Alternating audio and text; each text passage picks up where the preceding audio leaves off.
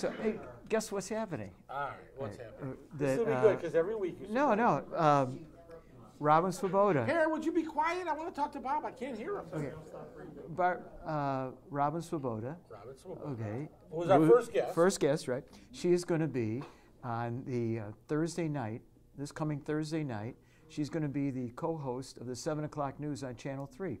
They're doing one of these. What do they call it on Thursdays? Why are we promoting them? I'm not promoting it. Did you get a thank you from Robin? Yeah, I'm not promoting her. I'm just telling you. It's a stepping stone. It's pretty obvious. Unbelievable. Hey guys, we're on. Oh, we're on. Okay. All right. From the iconic Corky and Lenny's Restaurant and Delicatessen, we are the fabulous Boomer Boys.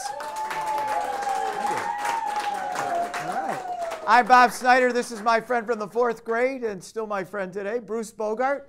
And I've got to tell you, we are excited about tonight's guest. We have an Emmy Award winner who will be with us tonight. Okay. And I guess we should say it's not our first Emmy Award winner that we've had on the show. Because so you Jan just Jones, undercut our special guest. No, well, really? I'm sorry. Okay, well, I get that probably was a wrong thing to do. But here's a right thing to do.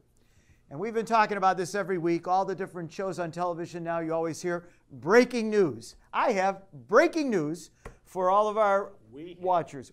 We have breaking news for you tonight. On Monday, November 12th, set your DVRs to Channel 3 because from the 12 noon to 12:30 half hour, the fabulous Boomer Boys are going to be guests on Live on Lakeside on Channel 3. Who knew? Who knew? Bruce? And Bruce wants to know, what should he wear for on television? Do we have any? I think one person should pick his tie, another should pick his shirt. I'm going to wear vertical stripes so I look thinner. Okay. Okay, and other than that, it doesn't matter. All right. All right, can we move on? Yeah, well, for those of you that don't know, the program is hosted by Holly Strano, Mike Estime, and Alexa Lee. And it's a real interesting program because they do news, weather, and entertainment. And they do like to talk about different things in Cleveland. It's going to be on Veterans Day, November 12th. So those of you that don't work, like Alan. What are we going to do on that show? They gave us 5 minutes, I think, right? Well, we'll take whatever we get, Bruce. Of those 5 minutes, anybody, the over-under on me being able to speak, I mean, am I going to get a word in? I think we'll try real hard. Right. No, that's why Bruce, they're professionals. They'll know how to make sure you get your words in. Okay, thank you. Okay, and I'm worried about them. I'm worried about you. Do I have to raise my hand there, too? I think we ought to do it just like we do our show. All right, keep moving. Okay. Now, the other breaking news, and this is a little sadder news, Bruce and I, people are coming after us, everybody. I've continued to say that we're going to be the #1 webcast for baby boomers, but we did get a call for a tryout for a commercial in Cleveland. And it was the part was called for a grandfather. And Bruce and I were both asked to come out. And I have to be honest, Bruce, I thought you were a shoo-in for the part with all of your acting and the community theater, sports, things you do. And the other reason I thought you had a chance was because, quite frankly, I thought you looked more like a grandfather than I do. Well, but can I tell you the truth? Okay. You take that shot at me. It's not a shot. It's not a shot. Is your wife on this show? Okay. Please. Here's the thing. What's the thing? The lady contacted you first. I go down there on a Sunday. I had the audition an hour after you. Okay? I'm on my way down. I get a call from Bob, and he says, "You're not going to believe the girl you play catch with. You're not going to believe she's really a teenager." I said, "Bob, I don't need your lectures. I know what to do." I go down there. I do the audition. I hit it out of the park, excuse the expression. And she says to me, "How will Bob feel if I cast you?" And I said, "I'm not breaking up a 60-year friendship with Bob for one part." That's my best friend. There you go. She did not ask me that. And by the way, but I would have said the same thing. I give you this, and I use a phrase I got out of the book we're going to talk about tonight. Okay. My golden word. That's the way it played out. All right. Well, I believe you. The only thing I do want to tell you is that we should tell the people, it's a grandfather that was also physically fit because you had to play the role of a softball catcher to a younger girl who was in fast pitch softball. And did they do this for you? They had the girl standing 5 feet from Yeah. me, whipping the ball at me. And I don't know if she got the part either. And this is a little sad also. It happened, the tryout was on Saturday, and the woman that tried out with me, it was actually a young girl, 15 years old. That's what they're looking for. She did not look 15, by the way. She looked less 15 than I look like a grandfather. But she was looking at, as all 15-year-olds do, looking at her cell phone. She says to me, I can't believe it. I have friends that live in Squirrel Hill, and they just had a shooting at a temple there. I mean, how is that? Does that put you in a mood to go do a commercial? That might be another reason why I didn't get the part when I heard about that tragedy. Cut that out, and we can get to cut that phrase out. Okay, when I had that. Can we get on to? I want to see David Eden already. Okay, all right. Can I say one other thing? Do I have a choice? One more breaking news. When I was away in California, I know you don't like me to name drop, it's always fun to see celebrities when you go somewhere. We've got one in the house. I know we do. We have a celebrity here tonight, but before we introduce him, I do want to say that we were very lucky in California, and I think this is going to ring clear with females rather than us, is that if you've heard of the person Denise Austin, she does workout tapes and did them for many years with Jane Fonda and herself. She was at our facility, and my wife, who many of you got to see on an earlier show when we had the physical fitness people in from boot camp, got to work out with Denise Austin. How cool is that, right? Yeah, pretty cool, yeah. A lovely person. But here's the connection to the fabulous Boomer Boys. Denise Austin said last time she was in Cleveland, because her husband is the attorney for Stephon Curry when they were here playing the Cavs, she said she got to see Jan Jones. And she said, do you know Jan Jones? And of course my wife pipes in. She was a guest on my husband's webcast. So listen, the fabulous Boomer Boys were getting known all over the country. Very honestly, I would say more people in this room know David Eden than Denise Austin. Well, that's maybe we're going to find out. All right. Ladies and gentlemen, we have our Emmy Award winner, our author. He's been involved in television and all in movies, and he's here to be our guest tonight and talk about his new book, and we'll show that to you in a minute. Please give a big round of applause for David Eden.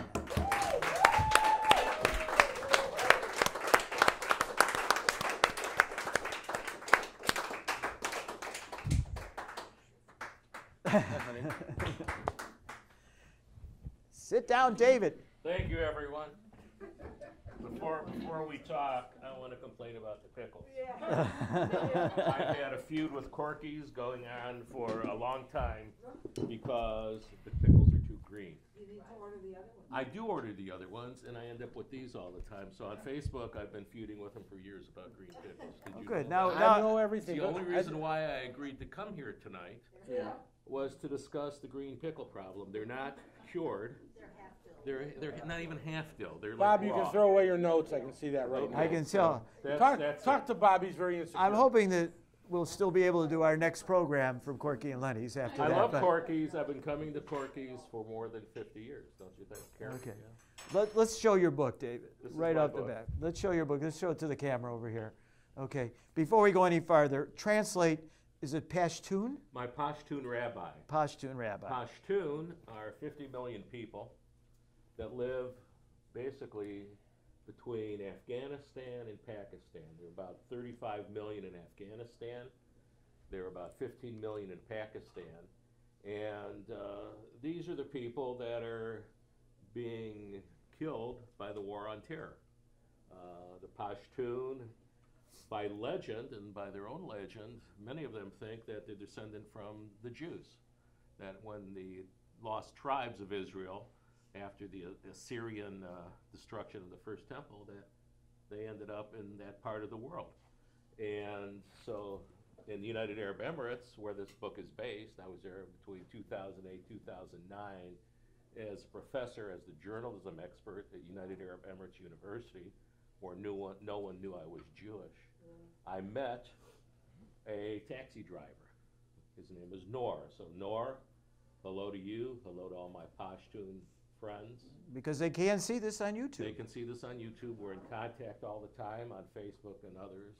And Noor became like family to me. And he did not know I was Jewish. the story of that is in the book, just like everyone else when they discovered that. So 2008, 2009, journalism expert, United Arab Emirates University. This is the book that resulted from that, and it's available now on Amazon if you want it. It received a Kirkus Star for Books of Exceptional Merit from Kirkus Reviews. This past month of October, it was selected as one of the best independent books of October by Kirkus. They only select 4 to 6 books a month out of thousands reviewed. December, you'll learn about something else that's good. I'm also being considered by the American Library Association for the Sophie Brody Medal, which is given to books for achievement in Jewish literature.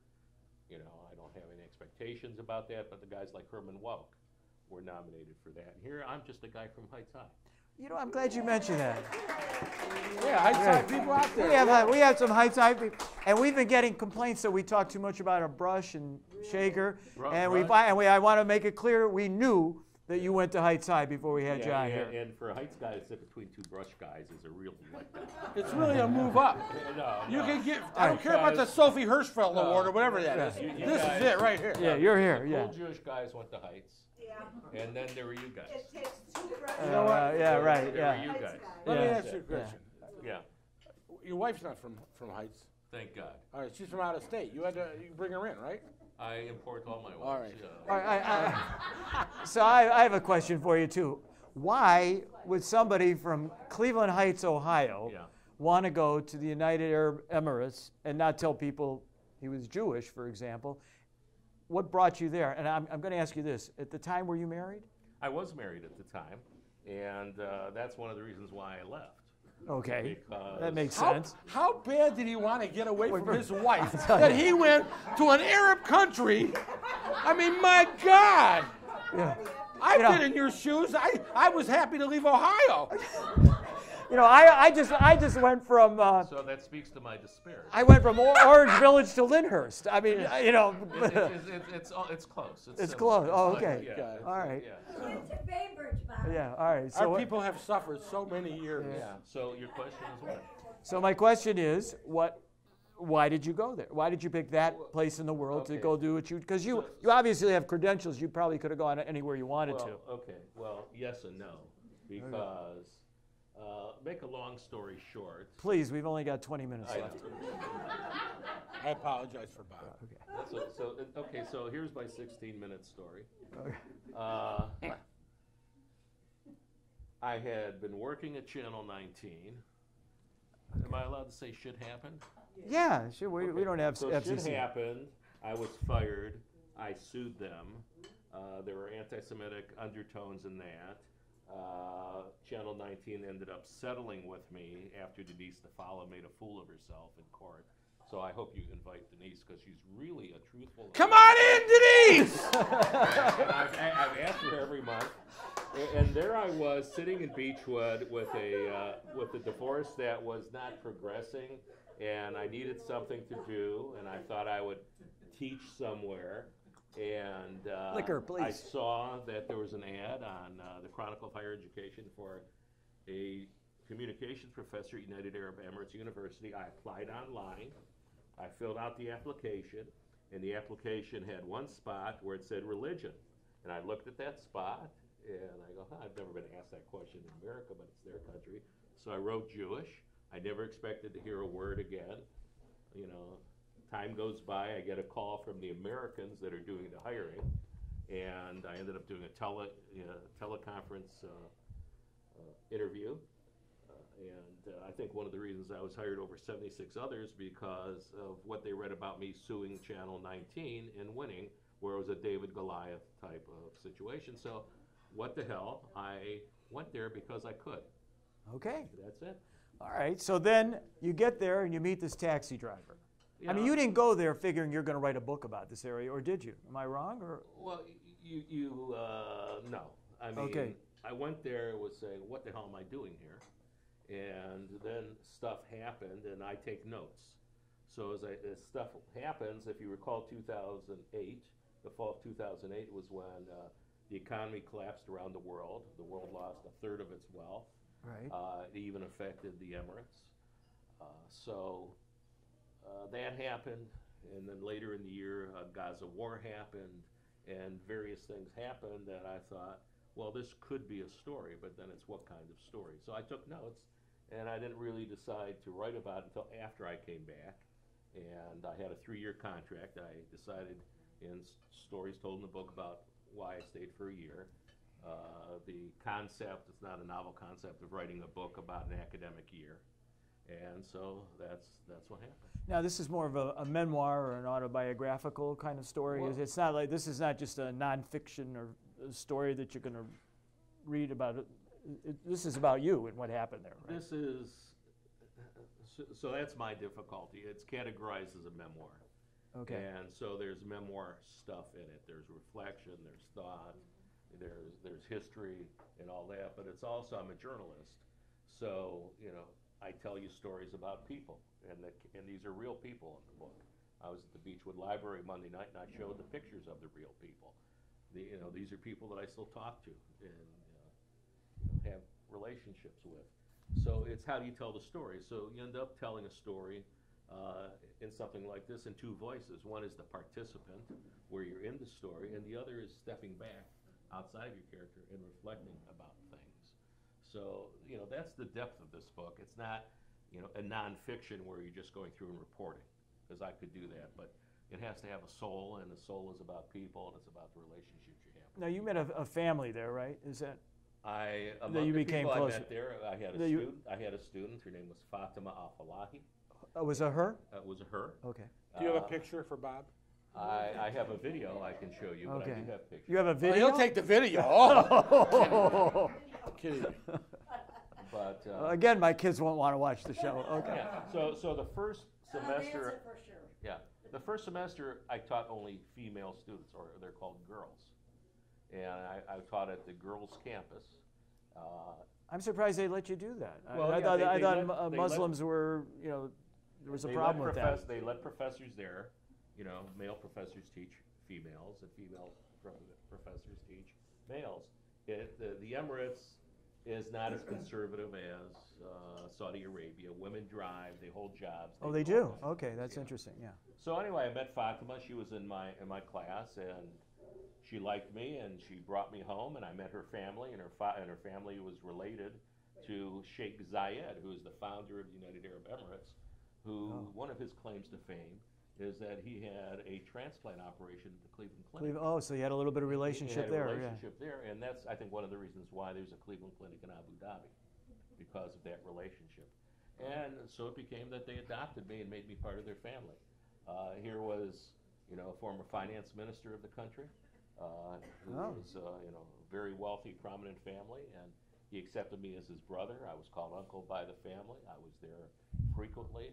I was asked for advice about many things, and I will tell you that I probably was more warmly received by the Emirati Muslim family than I have by many Jewish families, as you could understand. Yes, sir. Can I ask a question? No. I appreciate it. Yeah. So let him talk? Yeah, absolutely. All right, here's the thing. He's So the one I- that brought you here. No. Once again, it's a terrible go thing to ahead. say. Oh, I Bruce, don't go ahead. understand how you. What's wrong with you, Bob? Okay. Now I know why they didn't cast me for that commercial. Right. All right, Is listen. this why I sit in the middle? You're right in the middle. Here's the thing. why I'm So the goat. I spent the weekend with your book. First of all, I'm a little upset. So you gift our family with a book, and you sent a very compassionate note to my wife. I like your wife. I adore my wife, but here's the thing. So I like to read when I eat. She won't let me read your book while I'm eating. I may get something on it. And I'm thinking to myself, really? Come on. So I had to go out and buy my own paperback, my friend. Anyway, so here's the thing. Here's my question for you. I'm going through your book, right? And I was very upset about you. You talked about Cleveland as a city of the past, and what was the name of that city? I can't think of the name of that city. Where you were. The city of the future. No, Oh, Dubai. Dubai. Okay. Dubai. There's Dubai. a place of the future. But all I could think about is you and all those girls and the women and the episode of Curb Your Enthusiasm with the Palestinian chicken. It's a great episode. The greatest episode ever. All right, explain it for not everybody that watches. Well, I don't know how much I can use it at F-bomb, but basically Larry David spends his time with an Arab lady, and he kept shouting out, "F me, you Jew! F me, you Jew!" And that's the bottom line. And all I'm thinking about is my friend David, millions of miles away, hiding from his wife, And the you say Palestinian chicken. Well, Do we have to cut any of this out? no, because Okay. let me tell you about chickens. Yes. And you know Here we go. You know what the Arabic word for chicken No. is dicky. Okay. So, so, Like I said, he brought him here. I- Okay, go so ahead. that's all I'm going to say. You know what?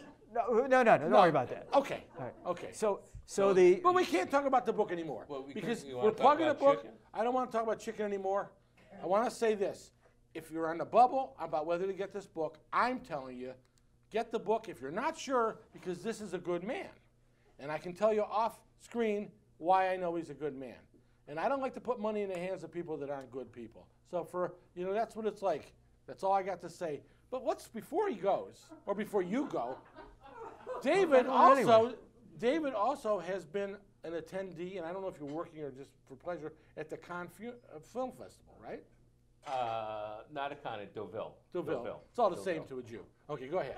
So, you met famous people there. That's what I want to hear about. I'm shallow. Tell me someone famous you met.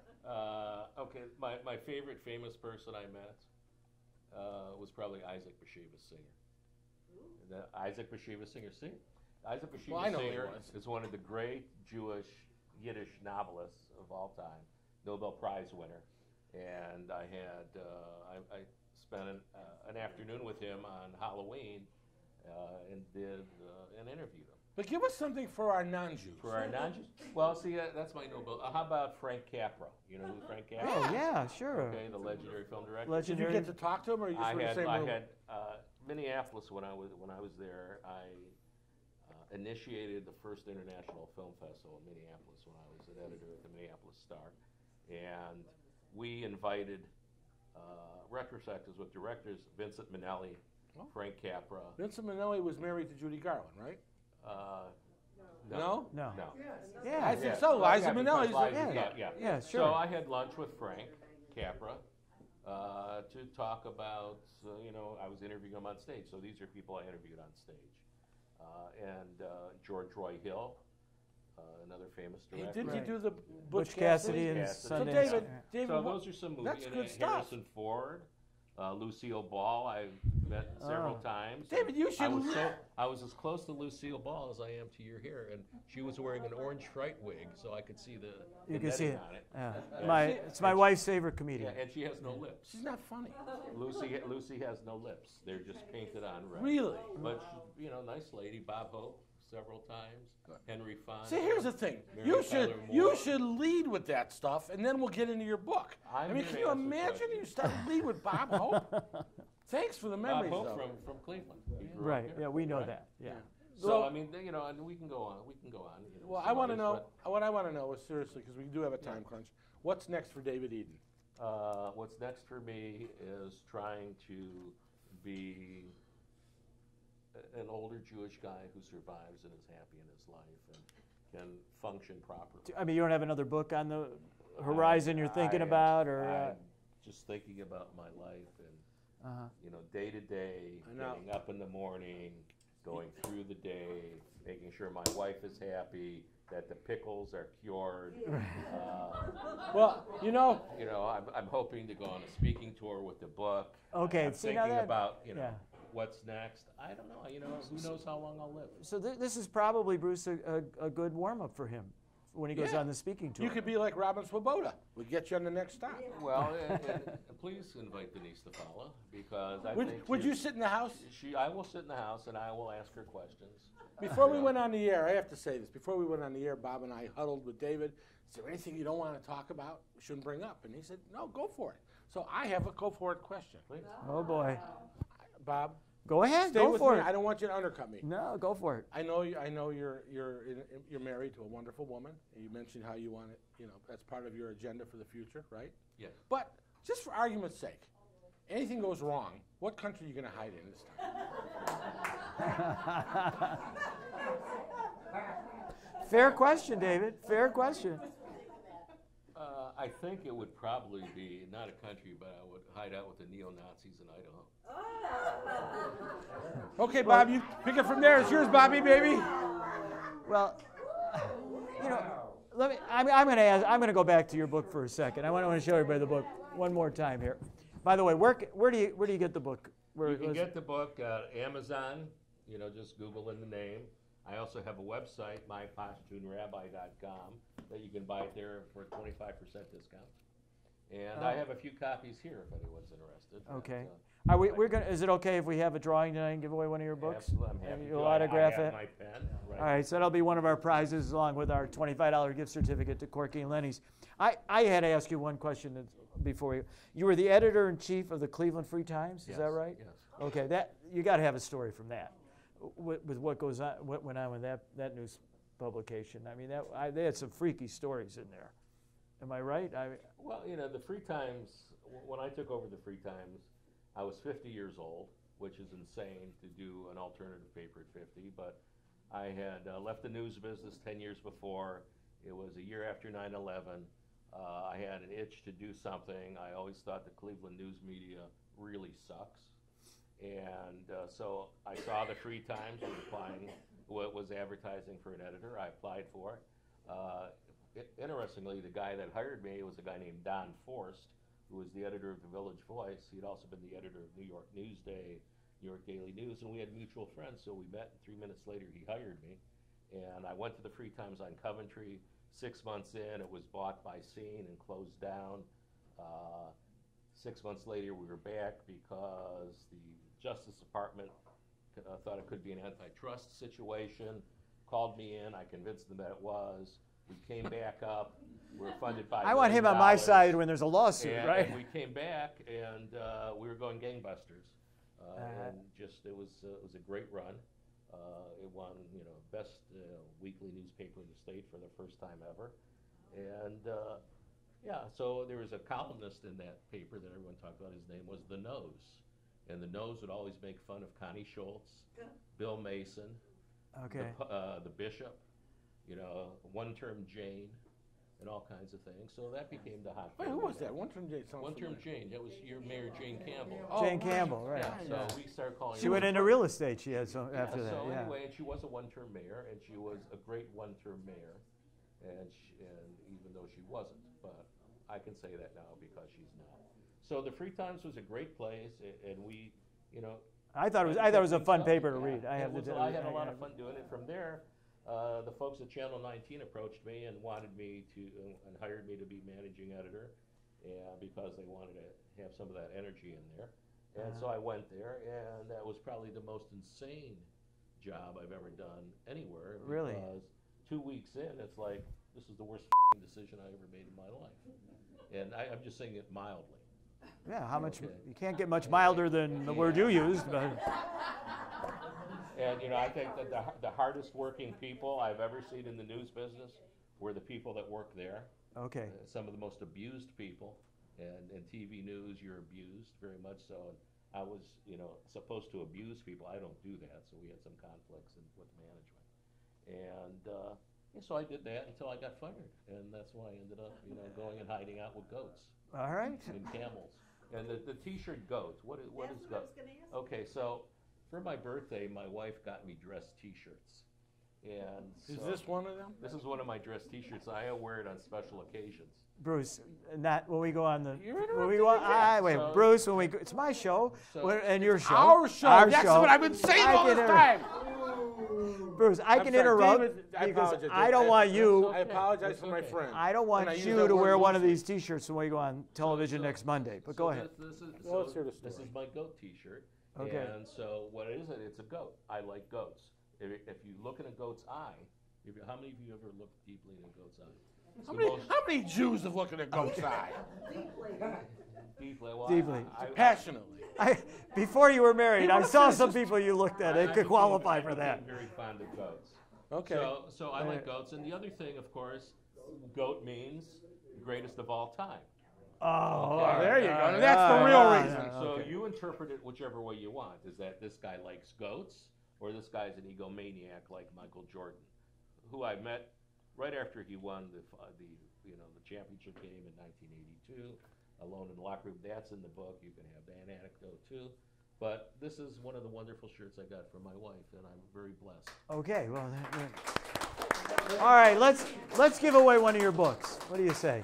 Okay. Okay, in this takeout carton here. We don't have a big budget, as you can see, David. But if you want to mix these up and blindly grab one out here, your wife is not eligible to win. Either is mine. If you want to read that name, this is for one of your books. I think it's only fitting that Bob reads this. Gail. Is Gail here? There you go, Gail. There you go. All right. From Heights High. From Heights High. How do you like that? All right. How do you like that? Great. All right. We have one more drawing we need you to do. We also have a $25 gift certificate from Corky and Lenny's. And if you do use this, please don't complain about the pickles, okay? And while we're doing this, I do want to say Les Stoller's here with us. And David, you should meet him because he goes to, is it United Arab Emirates for business all the time. So I bet there's some people you maybe both can connect with. All right, I'm going to read the winner. Okay. And I think it's important that I read the first name and spell the first name. Okay. The last name is Gordon. The first name is spelled Terri. Terry Gordon. All right. Terry, you get the $25 gift certificate for Corky and Lenny's. Which is why I spelled it. Okay. But I got to tell you, you're very lucky. One more thing before we go, Bob. My children do not allow me to wear shirts with graphics. They say I'm too old for that. For graphic shirts, yeah. Yeah, so you're a very lucky man, I just want to say. And I also told you, we have a great guest on the show. We don't need notes. We just get up there, and this is a... No, you've been great. I was kidding around mostly because of Bruce Knight. I want to thank you very much. You're a very interesting person. I wish we had more time. I do want to remind everybody that the people here, and of course those of you who are watching right now, stay tuned because we have a special addition to tonight's program, which will air on Wednesday. What is today, the 5th? Yeah. So it'll be on the 4th. So on November 7th, that Wednesday, is when this show is being aired. They'll tack it on, right? They're going to tack it on to this program. Tacked onto that program. You're going to see part of our performance at the Boomer Bash that went on at Landerhaven a couple weeks ago, where Bruce and I were also asked to appear, and it was put on by the Northeast Ohio Boomer Magazine. It was really a lot of fun. We met some great people there. We're going to be having guests that we met there on coming up in future shows. So don't turn it off yet. Hang in there with us. And we want to thank everybody who was here tonight. Please go home and watch the program starting on Wednesday. One more thing, Bob. What? Next Monday at noon. Oh, yeah, don't forget, noon. DVR if you can't be home and watch it. But we will be on noon on Channel 3 on Monday, Veterans Day, with Holly Strano and the gang. Please tune us in. And otherwise, we'll see you here next week. Thank you.